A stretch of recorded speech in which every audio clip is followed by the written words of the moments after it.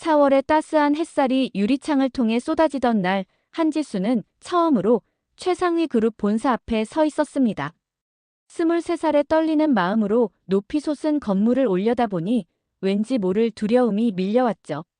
오늘부터 최상위 그룹 회장님의 비서로 일하게 된 한지수는 깊은 숨을 들이마시며 긴장된 표정을 가다듬었습니다. 괜찮아, 잘할 수 있어. 한지수는 마음속으로 되뇌었습니다. 대학 시절 누구보다 열심히 공부했고 인턴 경험도 있으니까요. 하지만 첫 정규직, 그것도 회장님의 비서라는 자리는 그녀에게 무거운 책임감으로 다가왔습니다. 엘리베이터에 올라 60층 버튼을 누르자 심장이 더 빠르게 뛰었습니다. 거울에 비친 자신의 모습을 확인하며 블라우스의 주름을 정리하고 치마의 먼지를 털어냈죠. 완벽해 보여야 했습니다. 첫인상이 중요하니까요. 삑소리와 함께 엘리베이터 문이 열리고 한지수는 회장실로 향했습니다. 비서실장 김 부장님이 그녀를 맞이하며 간단한 오리엔테이션을 진행했습니다. 회장님은 완벽주의자셔서 작은 실수도 용납하지 않으십니다. 특히 시간 약속에 엄격하시니 항상 5분 전에는 준비해야 합니다. 한지수는 꼼꼼히 메모하며 고개를 끄덕였습니다. 이윽고 무거운 나무 문이 열리고 최태준 회장이 들어왔습니다. 60이 넘은 나이에도 불구하고 날카로운 눈빛과 위압적인 분위기가 방 안을 가득 채웠죠. 새 비서입니까? 낮고 묵직한 목소리로 한지수를 훑어보며 물었습니다. 네, 한지수라고 합니다. 열심히 하겠습니다. 한지수는 공손히 인사를 드렸지만 회장님의 표정은 여전히 냉담했습니다. 비서는 나의 그림자처럼 움직여야 하오. 내 일정, 취향, 습관을 모두 파악하고 한 발 앞서 준비하는 것이 당신의 역할이죠. 이해했습니까? 네, 최선을 다하겠습니다. 한지수의 대답에 회장님은 고개만 살짝 끄덕이고 사무실로 들어갔습니다. 첫 만남은 짧았지만 회장님에게서 느껴지는 독특한 분위기와 가끔씩 보이는 불편한 시선이 한지수를 혼란스럽게 했습니다. 마치 자신을 처음 보는 것이 아닌 듯한, 어딘가 익숙하다는 듯한 표정이었죠. 하지만 한지수는 그저 자신의 착각이라 생각하며 첫날의 업무에 집중했습니다. 무슨 일이 있어도 이 자리에서 인정받을 거야. 한지수는 다짐했습니다. 그날의 햇살처럼 밝은 미래가 자신을 기다리고 있을 거라고 믿으면서요. 한 달이 흘렀습니다. 한지수는 어느새 회장님의 습관과 일정에 익숙해져 가고 있었습니다. 오전 8시 정각에 도착해 커피를 준비하고 10시 30분에는 주간 보고서를 정리하며 오후 회의 전에는 반드시 미네랄 워터를 준비해두는 것까지. 그녀는 회장님의 모든 일상을 숨쉬듯 자연스럽게 따라갔죠. 오늘은 해외 투자자들과의 미팅이 있으신데 5시까지 돌아오실 예정입니다. 김 부장이 한지수에게 말했습니다. 회장실 정리를 부탁합니다. 특히 책상 위 서류들은 건드리지 말고 나머지만 깔끔하게요. 한지수는 고개를 끄덕이며 회장실로 향했습니다. 넓은 창문으로 서울 도심이 한눈에 내려다 보이는 회장실은 언제나 정갈했어요. 한지수는 조심스럽게 회장님의 물품들을 정리하기 시작했습니다. 책장의 책들을 먼지털이로 닦고 소파 쿠션을 정돈하며 차분히 일을 진행했죠. 회장님의 책상 앞에 서자 그녀는 잠시 망설였습니다. 서류는 건드리지 말라고 했지만 책상은 닦아야 하는데 조심스럽게 서류들을 한쪽으로 옮기기로 했습니다. 그때였습니다. 두꺼운 서류 더미 아래에서 낡은 가죽 수첩이 모습을 드러냈어요. 진한 갈색 가죽에 세월의 흔적이 묻어나는 수첩이었습니다. 한지수는 잠시 망설였지만 그 수첩을 집어들었습니다. 혹시 중요한 메모가 있을지도 모르니 안전하게 보관해둬야겠다라는 생각에서였죠. 수첩을 들어올리는 순간 그 사이로 작은 사진 한 장이 바닥에 떨어졌습니다. 한지수는 황급히 사진을 주었고 그 순간 그녀의 심장은 빠르게 뛰기 시작했어요. 흑백 사진 속에는 젊은 여성이 미소 짓고 있었는데 그 얼굴은 마치 거울을 보는 것 같았습니다. 이 사람은 한지수는 혼란스러웠습니다. 사진 속 여성은 자신과 너무나도 닮아 있었어요. 같은 눈매, 같은 코, 미소 짓는 모습까지도 판박이었죠. 사진 뒷면에는 정미, 1975라고 적혀 있었습니다. 정미. 그 이름은 낯설었지만 어딘가 익숙한 느낌이 들었습니다. 한지수는 머릿속으로 가족들을 떠올려 봤어요. 할머니의 이름은 김영숙이셨고 외할머니는 이명자. 정미라는 이름의 친척은 없었습니다. 무슨 일이죠? 갑작스러운 목소리에 한지수는 화들짝 놀라 사진을 급히 수첩 안에 넣었습니다. 회장님이 예상보다 일찍 돌아오신 것입니다. 아, 회장님. 청소 중이었습니다. 한지수는 당황한 기색을 감추며 대답했습니다. 최태준 회장은 한지수를 잠시 바라보더니 책상으로 다가왔습니다. 그의 시선이 한지수가 들고 있는 수첩에 멈췄죠. 그것은 내 개인 물건이오. 건드리지 말아야 했는데. 회장님의 목소리는 차갑게 가라앉아 있었습니다. 죄송합니다. 정리하다가 실수로. 한지수의 말이 채 끝나기도 전에 회장님은 수첩을 가져가셨습니다. 그날 이후로 한지수는 사진 속 여성의 얼굴을 잊을 수 없었습니다. 그리고 회장님이 그 수첩을 보는 순간 보였던 복잡한 표정도요. 그것은 단순한 분노가 아닌 깊은 슬픔과 그리움이 섞인 표정이었습니다. 이틀이 지난 후 한지수는 여전히 그 사진 속 여인에 대한 생각으로 가득했습니다. 사무실에서 업무를 처리하면서도 그녀의 마음은 자꾸만 그 낡은 수첩과 흑백 사진으로 향했죠. 직감적으로 느껴지는 이상한 연결고리가 그녀를 불안하게 만들었습니다. 지수 씨, 오늘 회장님 저녁 일정 확인했나요? 김 부장의 질문에 한지수는 깜짝 놀라 정신을 차렸습니다. 네, 7시에 패밀리 재단 이사회 만찬이 있습니다. 이미 차량과 수행원 배치까지 완료했어요. 한지수는 재빨리 대답했습니다. 사실 한지수는 어젯밤 늦게까지 가족 사진첩을 뒤적이며 그 여인의 정체를 찾아보려 했습니다. 하지만 그와 똑같은 얼굴을 찾을 수 없었죠. 부모님께 물어볼까도 생각했지만 막연한 느낌만으로 질문하기가 망설여졌습니다. 오후 3시 회장님이 외부 미팅으로 자리를 비운 사이 한지수는 용기를 내어 회장실로 향했습니다. 그녀는 그 수첩이 어디에 보관되어 있는지 알아야 했어요.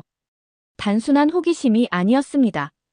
그 사진 속 여인이 자신과 닮았다는 우연 이상의 무언가를 그녀는 직감하고 있었죠. 조심스럽게 회장실 문을 열고 들어간 한지수는 책상 주변을 살폈습니다. 서랍들은 모두 잠겨 있었고 책장에도 그런 수첩은 보이지 않았습니다.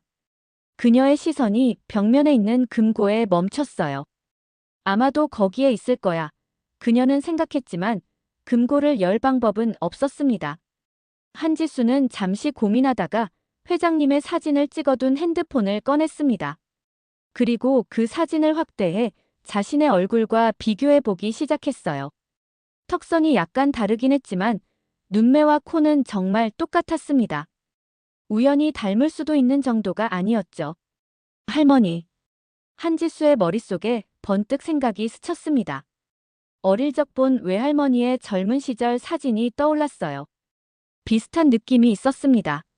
하지만 외할머니는 10년 전에 돌아가셨고 생전에 최태준 회장과의 인연에 대해 언급한 적은 없었습니다. 그날 밤 한지수는 어머니에게 전화를 걸었습니다. 엄마, 외할머니 젊었을 때 사진 혹시 있어요? 본 적은 있는데 갑자기 보고 싶어서요. 왜 갑자기 그런 걸 찾니? 이사하면서 오래된 앨범들은 대부분 정리했지만 몇 장 남아있을 거야. 주말에 찾아볼게. 한지수는 주말까지 기다릴 수 없었습니다.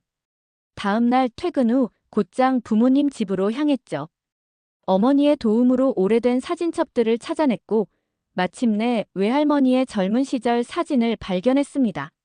이게 정말 한지수의 손이 떨렸습니다.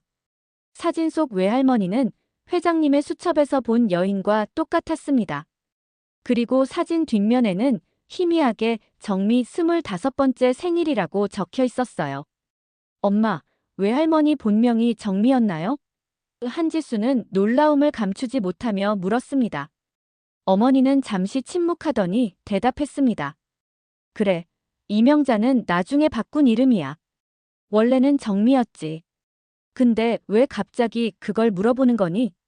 한지수는 깊은 숨을 들이마셨습니다. 엄마, 외할머니가 혹시 최태준 회장님을 아셨을까요? 그 질문에 어머니의 표정이 급격히 변했습니다. 놀람과 당혹감이 섞인 얼굴이었죠. 어떻게 그 이름을 알게 된 거니? 한지수는 그제서야 자신의 직감이 맞았음을 확신했습니다. 외할머니와 회장님 사이에는 분명 무언가가 있었던 것입니다. 사실, 내가 지금 회장님의 비서로 일하고 있어요. 한지수는 조심스럽게 말을 이어갔습니다. 어머니의 표정이 더욱 굳어지는 것을 보며 그녀는 이 대화가 더 복잡한 방향으로 흘러갈 것임을 직감했습니다. 어머니는 한동안 말없이 한지수를 바라보다가 한숨을 깊게 내쉬었습니다. 내가 취직했다고는 했지만 하필 그 회사일 줄은. 아니, 하필 그 사람 밑에서 일하게 될 줄은 몰랐구나. 엄마, 외할머니와 회장님은 어떤 사이였던 거예요? 한지수는 궁금증을 참지 못하고 물었습니다. 어머니는 오래된 사진첩을 천천히 덮으며 이야기를 시작했습니다. 너의 외할머니와 최태준은 젊었을 때 매우 가까운 사이였어. 같은 대학교 동기였고 함께 사업을 시작하려던 꿈도 있었지.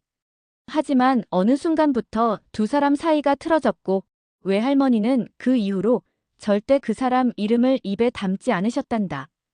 한지수는 놀라움을 감추지 못했습니다. 그동안 알지 못했던 외할머니의 과거가 갑자기 눈앞에 펼쳐진 느낌이었죠.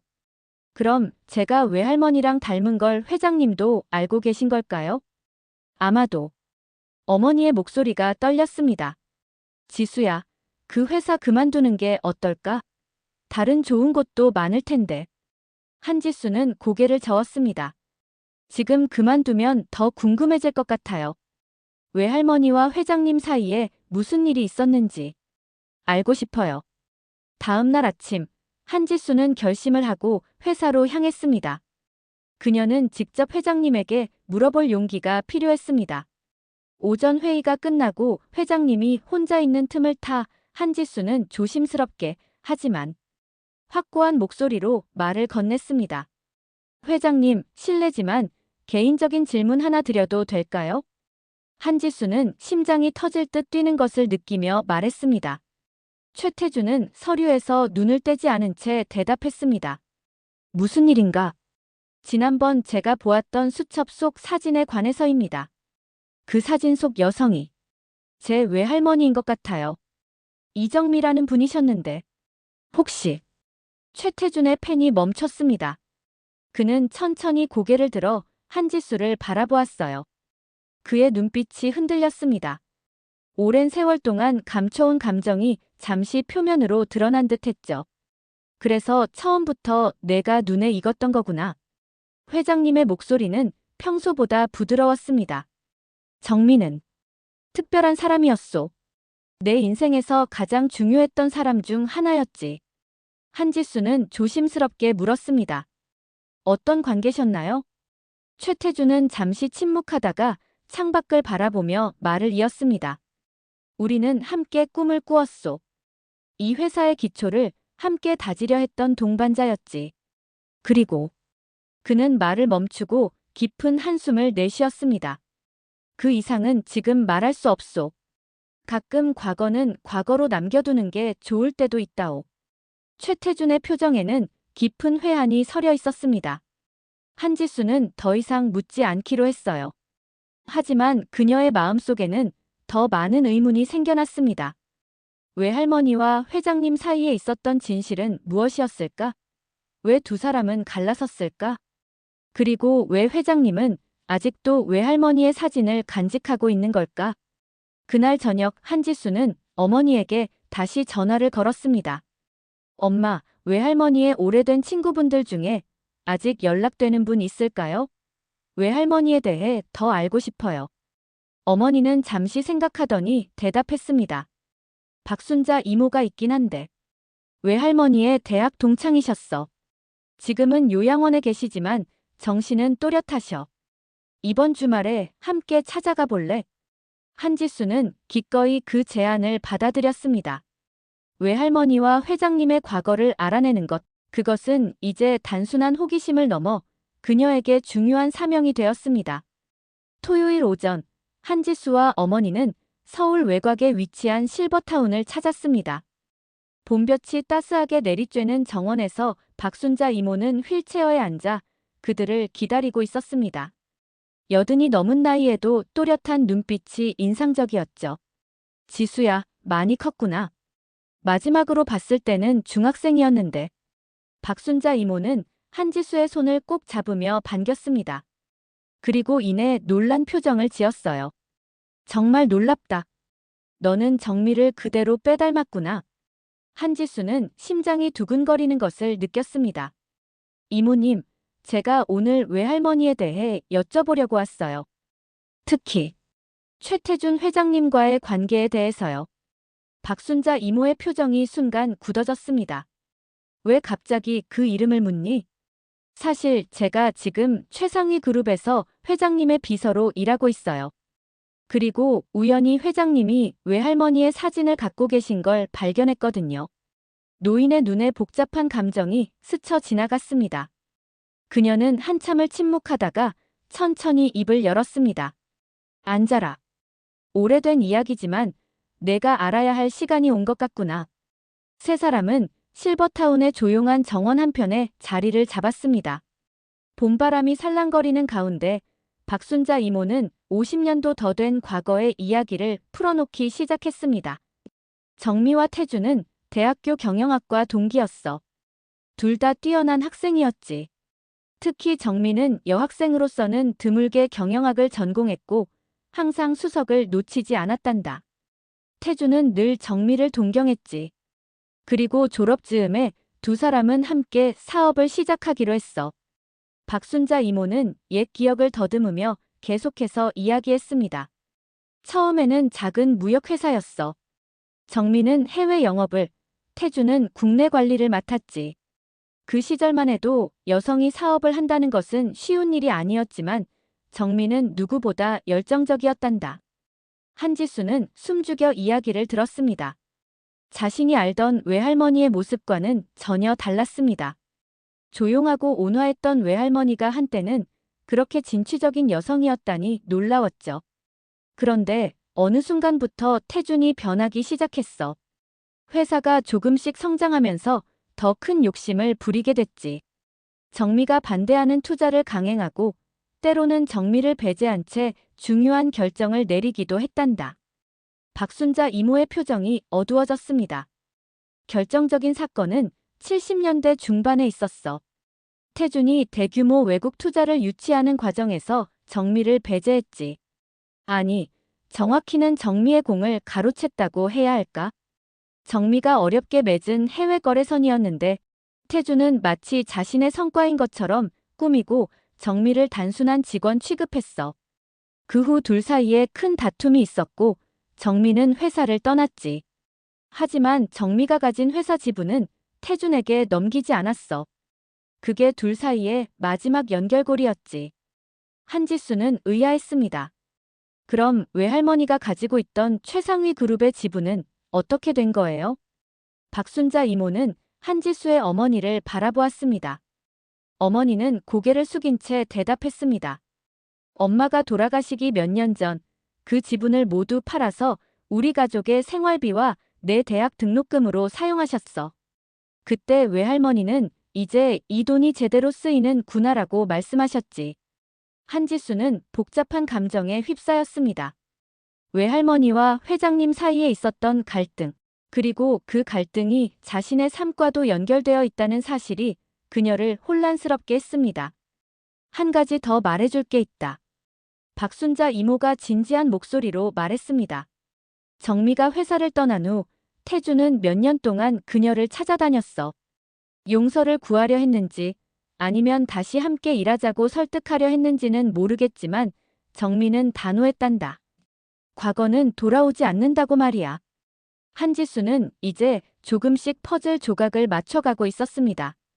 회장님이 자신을 처음 봤을 때 보였던 그 복잡한 표정, 수첩 속에 간직하고 있던 사진, 그리고 외할머니에 대해 말하기 꺼려했던 태도까지 모든 것이 의미를 갖기 시작했습니다. 한지수는 이제 무엇을 해야 할지 고민에 빠졌습니다. 이 사실을 알게 된 후에도 계속 회장님 밑에서 일해야 할까? 아니면 모든 것을 뒤로하고 새로운 시작을 해야 할까? 월요일 아침, 한지수는 평소보다 일찍 회사에 도착했습니다. 주말 내내 생각했지만 결론을 내리지 못했죠. 하지만 한 가지는 분명했습니다. 그녀는 회장님과 직접 대면하여 모든 진실을 알아내고 싶었습니다. 회장실은 아직 조용했습니다. 창가에 서서 아침 햇살이 비치는 도시를 바라보며 한지수는 어떻게 이야기를 꺼낼지 고민했어요. 쉽지 않은 대화가 될 것이라는 것을 알았지만 더 이상 진실을 모른 채 지낼 수는 없었습니다. 벌써 와 있었군. 회장님의 목소리에 한지수는 깜짝 놀라 돌아섰습니다. 최태주는 평소보다 피곤해 보였고 그의 눈에는 한지수가 전에 본 적 없는 깊은 슬픔이 서려 있었죠. 회장님, 잠시 시간 좀 내주실 수 있을까요? 한지수는 용기를 내어 물었습니다. 외할머니, 이정미 할머니에 대해 더 알고 싶습니다. 최태주는 잠시 한지수를 바라보다가 천천히 고개를 끄덕였습니다. 그는 자리에 앉아 한지수에게도 앉으라고 손짓했습니다. 내가 알게 될 날이 올 줄 알았소. 질문해보게. 한지수는 깊은 숨을 들이마셨습니다. 회장님과 외할머니는 정확히 어떤 관계셨나요? 그리고 왜 결별하셨는지. 최태준의 눈빛이 멀리 과거로 향했습니다. 정민은 내 인생의 가장 중요한 동반자였소. 사업 파트너이자 친구였지. 우리는 함께 이 회사의 기초를 다졌고 어려운 시절을 함께 버텨냈소. 하지만 그의 목소리가 잠시 떨렸습니다. 내가 욕심을 부렸소. 더 빨리, 더 크게 성장하고 싶었지. 그 과정에서 정미의 공을 인정하지 않았고 때로는 그녀의 의견을 무시했소. 박순자 이모님께 들었습니다.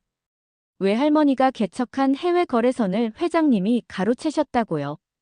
한지수의 목소리에는 분노가 섞여 있었습니다. 최태주는 천천히 고개를 끄덕였습니다. 그렇소. 당시 나는 그것이 회사를 위한 일이라고 생각했소. 하지만 지금 돌이켜보면 그저 내 욕심이었을 뿐이요. 그 일로 정민은 회사를 떠났고 우리의 관계도 끝났소. 한지수는 회장님의 얼굴을 유심히 바라보았습니다. 그의 눈에는 진심 어린 후회가 서려 있었습니다. 하지만 그것만으로는 충분하지 않았죠. 그런데 왜 저를 비서로 채용하셨나요? 제가 외할머니를 닮았다는 것을 아셨을 텐데요. 한지수는 날카롭게 질문했습니다. 최태주는 잠시 침묵했다가 대답했습니다. 처음에는 단순한 우연이라고 생각했소. 내 이력서를 보고 능력이 뛰어나다고 판단해 채용한 것 뿐이었소. 하지만 내가 처음 이 사무실에 들어왔을 때, 그 순간 정미가 돌아온 것 같았소. 너무나 똑같았으니까. 그럼 저를 통해 뭘 얻으려고 하신 겁니까? 과거의 회한을 달래려고요? 한지수의 목소리가 높아졌습니다. 최태주는 천천히 고개를 저었습니다. 아니, 처음에는 그랬을지 모르지만 내가 이 회사에서 일하면서 나는 정미가 남긴 빚을 조금이나마 갚을 수 있지 않을까 생각했소. 내가 성장하는 모습을 지켜보며 내가 정미에게 빼앗은 기회를 내게 돌려주고 싶었소. 한지수는 혼란스러웠습니다. 회장님의 말이 진심인지 아니면 그저 자신의 죄책감을 덜기 위한 변명인지 판단하기 어려웠죠. 회장님, 솔직히 말씀해 주세요. 외할머니와 관련해서 아직 제가 모르는 게 있다면 이제는 모두 말씀해 주세요. 최태준의 표정이 더욱 어두워졌습니다. 그는 잠시 생각하더니 결심한 듯 입을 열었습니다. 정미가 회사를 떠난 후 나는 그녀의 지분을 강제로 가져오려 했소. 법적 수단을 동원해서 말이오. 그 과정에서 정미에게 상처를 줬소. 금전적으로뿐만 아니라 정신적으로도 한지수는 충격을 받았습니다. 회장님의 욕심이 어디까지 갔는지 이제야 이해할 수 있었습니다. 그래서 외할머니는 회장님 이름을 절대 입에 담지 않으셨던 거군요. 최태준은 고개를 떨구었습니다. 나는 성공했지만 그 과정에서 가장 중요한 사람을 잃었소. 이제 와서 후회해도 소용없지만 매일 밤 정미에게 용서를 구하는 꿈을 꾸오. 그리고 이제 그의 목소리가 떨렸습니다. 내가 여기 있다는 것은 어쩌면 내게 주어진 마지막 기회일지도 모르겠소. 과거의 잘못을 조금이나마 바로잡을 수 있는 기회 말이오. 한지수는 사무실을 나와 옥상으로 향했습니다. 복잡한 생각을 정리하기 위해 혼자만의 시간이 필요했죠. 서울의 화창한 하늘 아래 그녀는 지금까지 알게 된 진실들을 하나씩 되짚어 보았습니다. 외할머니는 한때 최태준과 함께 최상위 그룹의 기초를 다진 사업가였습니다. 하지만 회장의 배신으로 회사를 떠나야 했고 평생 그 상처를 안고 살았던 거죠. 그리고 이제 한지수는 우연히, 아니, 어쩌면 운명적으로 그 회사에서 회장의 비서로 일하게 되었습니다. 더 알고 싶은 게 있습니다. 한지수가 차분하게 말했습니다. 외할머니가 회사를 떠난 후 정확히 어떤 일이 있었는지 알고 싶어요. 최태준은 한숨을 내쉬며 서류 한 장을 건넸습니다. 이것은 내가 오래전부터 준비해온 고백문이요. 정미에게 전할 기회가 없었지만 이제라도 그녀의 가족에게 진실을 알리고 싶소. 한지수는 떨리는 손으로 그 서류를 받아들었습니다. 그것은 자필로 쓰인 긴 편지였습니다. 첫 문장부터 그녀의 가슴을 조여왔습니다. 정미에게, 그리고 이 편지를 읽게 될 그녀의 가족들에게 내가 저지른 가장 큰 잘못에 대한 고백입니다. 한지수는 천천히 편지를 읽어 내려갔습니다. 그 안에는 최태준이 어떻게 외할머니의 지분을 강제로 빼앗으려 했는지, 그 과정에서 허위 문서를 작성하고 외할머니의 명예를 훼손했는지가 상세히 적혀 있었습니다. 더 충격적이었던 것은 외할머니가 이에 맞서 싸우던 중 큰 스트레스로 건강이 악화되었다는 사실이었습니다. 외할머니의 첫 번째 뇌졸중. 이것도 회장님 때문이었던 거예요? 한지수의 목소리가 떨렸습니다. 최태준은 침묵으로 대답을 대신했습니다. 그의 눈에는 깊은 후회의 빛이 서려 있었습니다. 정미가 병원에 입원했다는 소식을 들었을 때 나는 모든 법적 공격을 멈췄소. 하지만 이미 늦었지. 그녀는 회복했지만 나와의 모든 연을 끊었고 이름까지 바꿨소. 나는 그때서야 내가 무엇을 잃었는지 깨달았소. 한지수는 분노와 슬픔이 뒤섞인 채 편지를 내려놓았습니다. 그럼 회장님은 외할머니의 건강을 해치고 그 지분을 결국 빼앗은 거군요. 아니, 그것만은 아니요. 최태준이 말했습니다. 정민은 끝까지 자신의 지분을 지켰소. 그리고 내가 몇 번이고 화해를 시도했지만 그녀는 단호했소. 이 지분은 언젠가 진정으로 가치 있는 일에 쓰일 것이라고 말이오. 그럼 왜 지금 이 모든 걸 저에게 말씀하시는 거죠? 한지수가 회장님을 똑바로 바라보며 물었습니다. 최태준은 깊은 숨을 내쉬었습니다. 나는 이제 모든 것을 정리할 시간이 됐다고 생각했소. 내 남은 인생에서 가장 큰 후회를 조금이나마 바로잡고 싶었소. 그리고 그는 잠시 말을 멈췄다가 이어갔습니다. 내가 가진 모든 것이 사실은 정미와 함께 시작했다는 것을 인정하고 싶었소. 그녀 없이는 이 회사도 내 성공도 있을 수 없었을 거요. 그의 목소리에서 진심이 느껴졌지만 한지수는 그것만으로는 충분하지 않다고 생각했습니다. 말씀만으로는 부족해요, 회장님. 외할머니가 겪은 고통을, 우리 가족이 겪은 어려움을 어떻게 보상하실 건가요? 최태준은 서랍에서 또 다른 서류를 꺼냈습니다. 이것은 내 유언장이요. 내 개인 재산의 30%를 정미의 가족에게 남기기로 했소. 그리고 회사의 주요 장학재단을 이정미 재단으로 개명하여 그녀가 늘 중요하게 생각했던 여성 교육을 지원하고자 하오. 한지수는 놀라움을 감출 수 없었습니다. 그것은 엄청난 금액이었고 외할머니의 이름을 기리는 의미 있는 방식이었습니다. 하지만 동시에 그녀는 이 모든 것이 과거의 잘못을 완전히 만회할 수 있을지 의문이었습니다. 회장실을 나온 한지수는 이제 스스로 결정을 내려야 했습니다. 최태준의 고백과 보상 계획을 어떻게 받아들여야 할지, 그리고 무엇보다 자신은 앞으로 어떤 길을 가야 할지 고민이 깊어졌죠. 그녀는 사무실로 돌아가 하루의 남은 업무를 기계적으로 처리했습니다.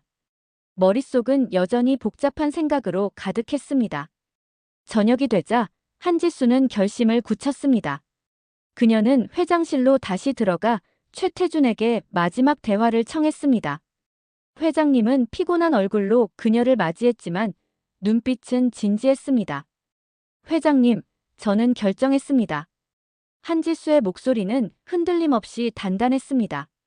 외할머니의 이야기, 그리고 회장님과의 관계를 모두 알게 된 지금, 저는 이 회사를 떠나려고 합니다. 최태준의 표정이 흔들렸지만 그는 고개를 끄덕였습니다. 이해하오. 내가 내 입장이라도 그렇게 했을 거요. 하지만 그것만으로는 부족해요. 한지수가 이어 말했습니다.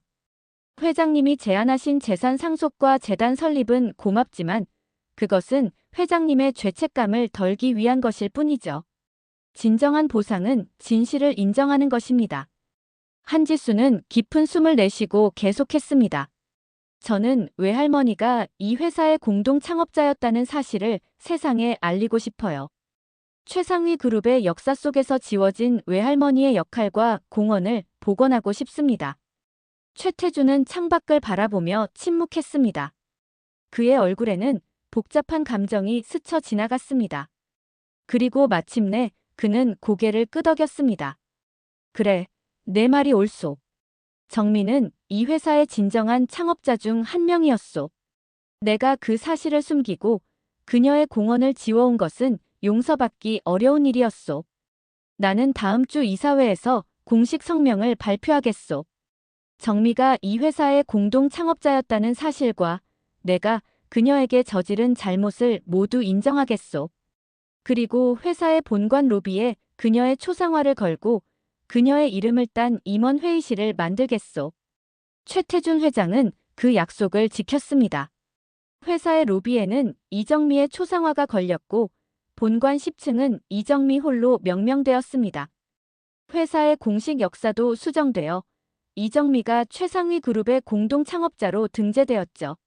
한지수는 가끔 회장님을 만나 재단의 운영에 대해 논의했습니다. 두 사람 사이에는 여전히 과거의 그림자가 존재했지만 그들은 함께 더 나은 미래를 향해 나아가고 있었습니다. 특히 젊은 여성 기업가들을 지원하는 데 있어서는 놀라울 정도로 의견이 일치했죠. 할머니의 꿈이 이루어지고 있어요.